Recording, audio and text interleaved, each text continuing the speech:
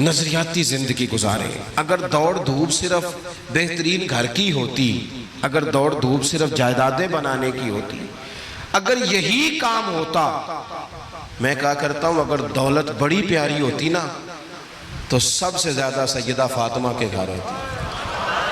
اگر یہ کوئی بہت اعلیٰ چیز ہوتی تو یہ تو وہ والا گھرانہ ہے کہ 3 دن چولہا نہیں جلا. اور کنز المال میں وہ لفظ موجود ہے کہ حضرت ابو ہریرہ فرماتے ہیں کہ اونٹ کے بالوں کی بنی ہوئی چادر سیدہ فاطمہ نے اوڑھی ہوئی تھی. اونٹ کے بالوں کی بنی ہوئی چادر، اور وہ چکی پیس رہی تھی، چکی چلا رہی تھی.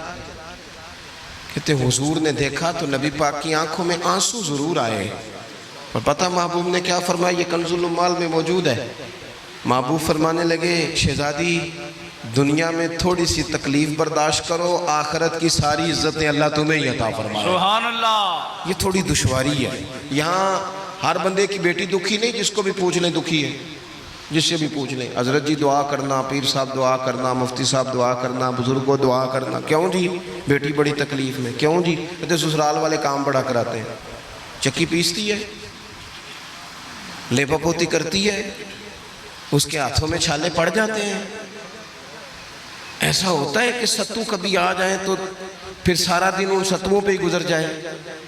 کبھی ایسا ہوتا ہے کہ 3 دن روزے رکھے جائیں اور ایک کھجور اور ایک پانی ملے افطار سحر کے وقت. یوں بھی کبھی وقت گزارا ہے.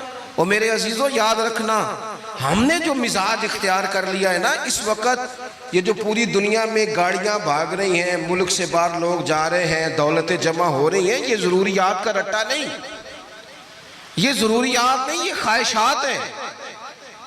ضروریات تو پوری ہو رہی تھی لیکن وہ جو خواہشات کی تکمیل تھی، وہ جو پڑوسیوں کی بڑی کار ہمیں پریشان کر رہی تھی، وہ جو گھر کے سامنے ایک پلاٹ تھا اور دل کر رہا تھا حویلی نہ بنا لوں، وہ جو ٹینشنیں تھی انہوں نے بہت بھگایا، لوگوں کو تھکا دیا. نظریاتی زندگی، اور نظریاتی زندگی میں کچھ کرنے کا عہد، کچھ ارادہ کیا جائے کچھ کام کرنے کا. دیکھو سارے لوگ ساری ڈیوٹیاں تو نہیں کر سکتے. میں یہ مائک اپریٹ نہیں کر سکتا، تو پھر میرا خیال ہے مجھے اس بندے کی بھی قدر کرنی چاہیے جو اسے چلا سکتا ہے. جو کام میں گاڑی میں سفر کرتا رہتا ہوں، وہ کہاں گھوم آتے ہیں تو میں تو سو جاتا ہوں کئی دفعہ گاڑی میں، لیکن ڈرائیور کو لوگ ڈرائیور کہہ کے ہی پکارتے ہیں، حالانکہ تو سویا ہوا تھا، وہ تو جاگ رہا تھا. اس کی اہمیت کو سمجھنا چاہیے. ہم نہ زندگی میں کوئی بھی کام کریں، ایک تو کام کریں اور جو ایک کریں زندگی میں، لیکن ذرا سونا کر کے کریں. کوئی ایک مقصد بنا لیں، کوئی ایک مقصد ہو، کوئی ارادہ ہو، کوئی پروگرام ہو. نہ سمجھ آئے تو بخاری میں حدیث موجود ہے، ایک بوڑھی اماں حضور کی مسجد میں جھاڑو دیتی تھی. اور چلو کچھ کرتی تو تھی نا یار. اور دیکھو سعادت جھاڑو وہاں دیتی ہے جہاں 70,000 فرشتے سویرے آتے ہیں، 70 شام آتے ہیں. سبحان اللہ. سبحان اللہ. حضور کی مسجد شریف میں جھاڑو دیتی ہے خاتون. ہمارے ہاں تو خیر امام خطیب کی بھی کوئی قدر نہیں ہوتی، کوئی نہیں ہوتی. امام کبھی کو مشورہ دے لے تو کہتے ہیں اسلام زیادہ دیندہ ہے، مولوی نواں لے آؤ، یہ مشورے زیادہ دیتا ہے، اس کو چینج کرو. اور مسجد کے خادم کی کوئی حیثیت، لیکن جو مسجد میں جھاڑو دینے کی فضیلت ہے نا. حضرت بابا فرید صاحب سے جب کو بندہ کہتا تھا نا دل بڑا پریشان ہے، تو بابا صاحب کہتے تھے مسجد میں جھاڑو دیا کر، اللہ سکون عطا کرے گا. سبحان اللہ. سبحان اللہ. مائک میں نہ بولیں جی، سنیں بات. مسجد میں جھاڑو دیا کر. اٹھ نہ فریدہ ستیا تے خلقت ویکھن جا، تے متے کوئی مل جائی بخشیا تے چل تم ہی بخشیا جا. اٹھ نہ فریدہ ستیا تے جھاڑو دے مسیت، اوے تو ستا ہے تے رب تے جاگدا ہے، تیری ڈاڈے نال پرید. اٹھ نہ کچھ کر. وہ خاتون چلو کوئی کام تو کرتی تھی نا.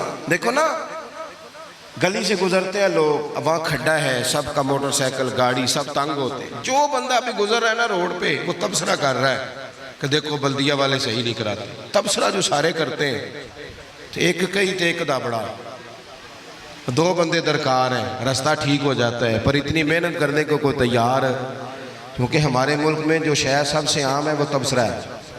تبصرہ کرو صبح و شام جتنا ممکن ہے، تبصرے کرو، ڈیوٹی یہی ہے ہماری.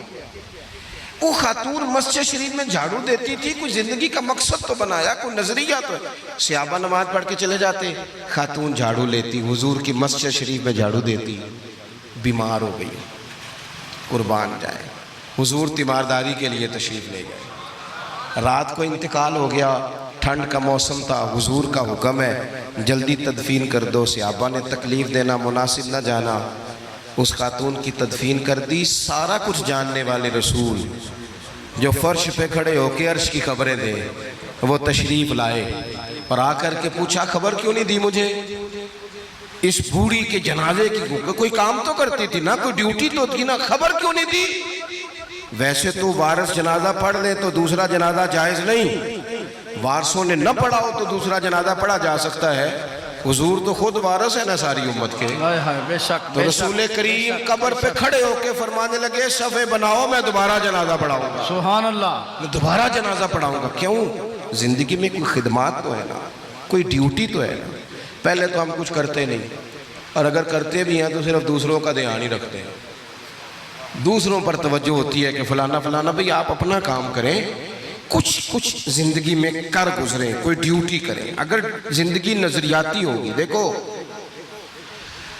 ڈھیر سارے لوگ ہوتے ہیں، نام میرا ہی شاید آئے گا کہ مدرسہ انہوں نے بنایا ہے، مسجد انہوں نے بنائی، میرا ہی نام آئے گا اگر کہیں میں بناؤں گا، لیکن زمین دینے والے کا بھی ایک کردار ہوتا ہے، اس میں نقشہ نویس کا بھی ایک کردار ہوتا ہے، اس میں ایک اینٹ خرچ کرنے والے کا بھی کردار ہوتا ہے۔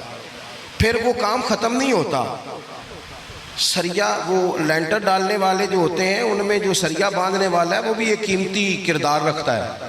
پھر کہتے ہیں الیکٹریشین کو بھی بلاؤ، پھر یہاں بھی کام ختم نہیں ہوتا، پھر اور اس کے گرد ڈھیر سارے لوازمات ہیں۔ جو بندہ جو کردار ادا کر، عالم اگر کتاب لکھ بھی دے تو ہو سکتا ہے کتابت نہ کر سکے، اور اگر کاتب بھی ہو تو ہو سکتا ہے اسے پبلش نہ کر سکے۔ تو یہ کچھ نہ کچھ خدمات، کچھ نہ کچھ ڈیوٹیاں۔ حضرت مولا علی شیر خدا نے چھوٹی عمر میں کہا تھا یا رسول اللہ دین کی مدد بھی کروں گا، آپ کی حفاظت بھی کروں گا۔ 63 سال عمر پائی اور ہر میدان میں اگلی صفوں میں، ہر میدان میں اگلی صفوں میں، ہر میدان میں اگلی۔ حضور سے وعدہ کیا تھا یا رسول اللہ ڈیوٹی کریں گے، خدمت کریں گے۔ ہمارے ہاں یہاں تو منصوبہ بندی ہو رہی ہے، امام غزالی سے آ کے کسی نے کہا حضور کو بندہ مخلص ملتا ہی نہیں، یہ بھی غلط ہو گیا وہ بھی غلط ہو گیا، تو امام صاحب فرمانے لگے چل تو ہی مخلص ہو جا، تیری شکل میں تو کچھ لوگوں کو مخلص بندہ مل جائے، کچھ کر تو صحیح نا، صرف تبصرے۔ حضرت مولا کائنات نے عمر مبارک ساری دین کی خدمت میں لگائی، تو جب 63 سال کی عمر میں خنجر لگانا تو لوگ تو کہتے ہیں نا میرے پتر کا دھیان رکھنا اور میرے بچوں کا خیال کرنا اور فلانی ڈیوٹی کرنا۔ تو جب خنجر لگا تو حضرت علی کیا کہہ رہے تھے؟ فرما رہے تھے مجھے کعبے کے رب کی قسم علی تو کامیاب ہو گیا ہے، یہ دیکھو پانی پرن سہیلیاں تے رنگا رنگ کڑے تے پریا تے اس دا جانیے نا جس دا توڑ چڑھے۔ فرمایا دیکھو میں نے کوئی ارادہ کیا تھا، آج میں کامیاب ہوا۔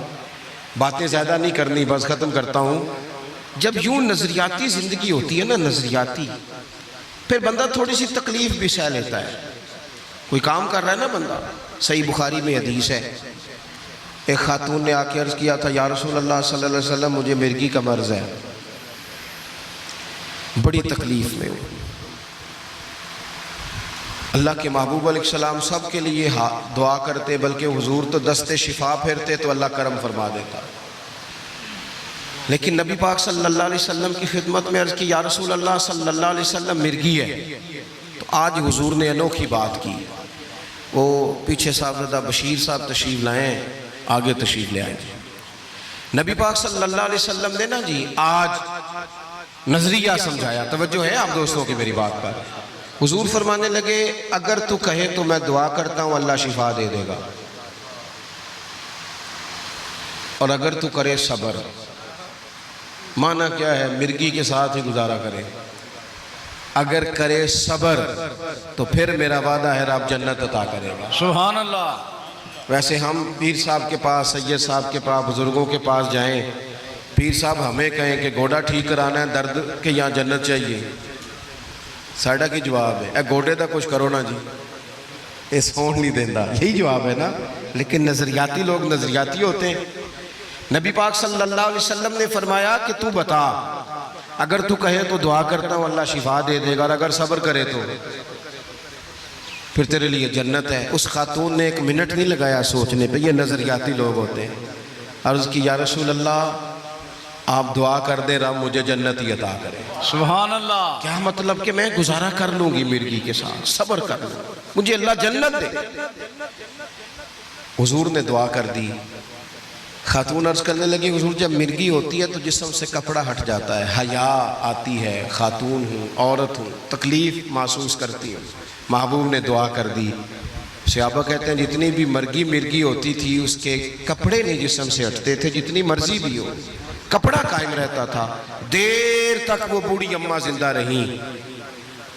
خواتین ایک دوسرے سے کہا کرتی تھی کسی نے جنتی دیکھنی ہے تو اس بی بی کو دیکھو، اسے دنیا میں حضور نے جنت کی بشارت عطا کی۔ سبحان اللہ، سبحان اللہ۔ نظریہ ہوتا ہے، نظریہ۔ ویسے آنا جانا، تصویریں بنانا، گھومنا پھرنا، پلاننگ کرنا چلتا رہتا ہے، لیکن جو نظریاتی لوگ ہوتے ہیں انہیں ذرا تھکاوٹ بھی تھوڑی ہوتی ہے۔ نظریے کے لیے کام کر رہے ہیں نا، وہ بھاگتے ہیں، ان کا بھاگنا انہیں تھکاتا نہیں۔ جب آپ نظریاتی ہیں تو صبح قیامت پہ نظریاتی اور غیر نظریاتی لوگوں کا نتیجہ کیا ہے؟ یوم نحشر المتقین الی الرحمن وفدا۔ اللہ فرماتے ہیں یہ جو متقی ہوں گے نا انہیں رب کی بارگاہ میں پیش کیا جائے گا قیامت میں، پر مہمان بنا کے پیش کیا جائے گا۔ ان کا میزبان رب ہوگا، چونکہ انہوں نے زندگی تقوی میں گزاری، محتاط وقت گزارا۔ وَنُسُوقُ الْمُجْرِمِينَ إِلَىٰ جَهَنَّمَ وِرْدًا۔ اور یہ جو مجرم ہیں جنہوں نے جرم کیے، من پسند زندگی گزاری، فرمایا انہیں پیاسے ہانک کے دوزخ میں پھینک دیا جائے۔ پیاسے ہانکے جائیں گے جہنم کی طرف۔ اپنی زندگی میں کچھ ارادہ کریں، دیکھیں دھوپ چھاؤں آئے گی۔ السلام علیکم۔ اگر آپ کو گنجپن ہے، خشکی ہے، سکری ہے، بال ٹوٹ رہے ہیں، اپنی زندگی میں کچھ ارادہ کریں، دیکھیں دھوپ چھاؤں آئے گی۔ وہ ہمارے یہاں کچھ لوگ کہتے ہیں دکھی بڑے ہیں جی، ہنسے کیسے؟ تو میں کہا کرتا ہوں کہ اتنی تکلیفیں کسی کو نہیں آئیں جتنی حضور کو آئی ہیں۔ پر آپ فرمان پڑھیں، حضرت حارث بن عبداللہ کہتے ہیں میں نے تو مدینے والے محبوب کو جب بھی دیکھا ہے مسکراتے دیکھا ہے۔ سارے کام 7 سال چلتے ہیں لیکن اپنی زندگی میں کوئی مقصد ہونا۔ یہ جن بزرگوں کے ہم آراس میں آتے ہیں نا، انہوں نے کوئی مقصد حیات بنایا۔ یہ مت سمجھنا کہ ساری زندگی پھولوں پہ گزری، یہ عرس وغیرہ یہ سارے کام بعد میں ہوتے ہیں، بعد، ورنہ ڈھیر سارے صوفیاء ایسے ہیں جنہوں نے روڑے کھا کے وقت گزارا، بڑے ٹھیک ٹھاک روڑے کھائے، بڑی تکلیفیں برداشت کی، اور ان کی اگر آپ تاریخ پڑھیں گے تو بڑا کچھ ان کے ساتھ کیا گیا، بڑے معاملات ہوئے۔ ایسا نہیں یہ شہادت گاہ الفت میں قدم رکھنا لوگ آسان سمجھتے ہیں مسلمان ہونا، یہ بڑا مشکل کام ہے، اس سے ہو کے گزرنا پڑتا ہے۔ لیکن ڈیوٹی کریں، کوئی کام کریں، کچھ اپنے ذمے لیں۔ یہ جو ہم وقت گزار رہے ہیں نا جی، آپ یہاں کیوں بیٹھے ہیں؟ کہتے ہیں ٹائم پاس کر رہا ہوں۔ تو میں کہتا ہوں اتنا ٹائم کہاں سے آیا جو آپ کو پاس کرنا پڑا؟ بہت سارے لوگ کہتے ہیں جی میں بور ہو رہا ہوں، تو میں کہتا ہوں یار بور ہونے کا ٹائم بھی تو ہونا چاہیے نا بندے کے پاس۔ آپ کے پاس ٹائم زیادہ ہے اس لیے بور ہو رہے ہیں، ہمیں تو ٹائم ہی نہیں ملتا بور ہونے کا۔ تو جب کوئی کام کرنا ہے آپ نے، جب آگے بڑھنا ہے، کچھ مقاصد حسنہ حاصل کرنا ہے، کچھ امور خیر سر انجام دینے، پھر زندگی میں ان کو طے کریں اور ان پر کام شروع کر دیں۔ دھوپ بھی آئے گی، چھاؤں بھی آئے گی، سکھ بھی آئیں گے، دکھ بھی آئیں گے، لیکن قافلہ رواں دواں رہنا چاہیے۔ اللہ تعالیٰ اس آستانہ نور کو ہمیشہ سلامت رکھے۔ میرا ایک اور جگہ پہ وعدہ تھا، مجھے وہاں آگے بڑھنا ہے۔ یہ جو محفلیں ہوتی ہیں یہ کبھی بھی ان کو شخصیات کی محفلیں نہیں بنانا چاہیے، ساری تقریری نظریے پہ کی ہے۔ محفلیں تو حضور کے نام کی، کوئی آئے گا کوئی جائے گا، یہ تو سلسلہ چلتا رہتا ہے، اس میں کبھی بھی یہ فوکس نہ کریں۔ آپ حضرت کے لیے آئے ہیں، بزرگوں کے لیے آئے ہیں۔ میں نے جب وعدہ کیا تھا تبھی گزارش کی تھی کہ مجھے اتنے کو بجے آپ موقع دے دیں تاکہ مجھے آگے بڑھنا ہے۔ کسی دوست کو اٹھنے کی ضرورت نہیں، بزرگ بیٹھے ہیں، سادات بیٹھے ہیں، یہ ٹھیک نہیں ہوتا، اچھا نہیں ہوتا۔ اطمینان سے بیٹھے آپ لوگ، صرف وہ 2-4 ایک سنگی جو میرے ساتھ ہیں وہ تشریف لے جائیں گے، باقی مرتب پروگرام ہے وہ اپنی ترتیب سے آگے بڑھے گا۔ آخر دعوانا الحمدللہ۔